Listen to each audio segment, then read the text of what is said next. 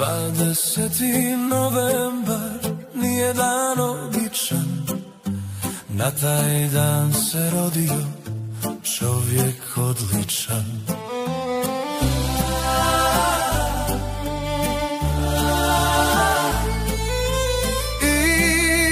Iako ga Bog sebi pozvao, u sjećanju našem zauvijek je ostao.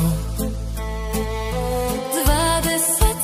novembar nije običan dan, na taj dan se rodio Halid Ljudina.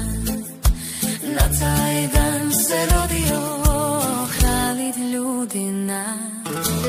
Teško je bez njega svima u svijetu, njegovo je mjesto sada u dženetu.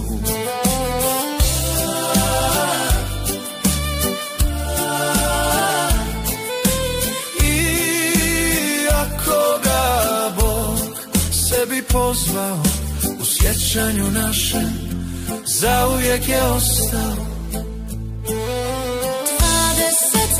novembar nije običan dan, na taj dan se rodio Halid Ljudina.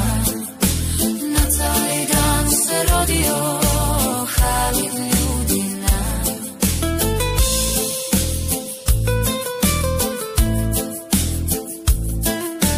Pjevati ćemo pjesme koje nam je dao, u svaku je dio njegove duše stao.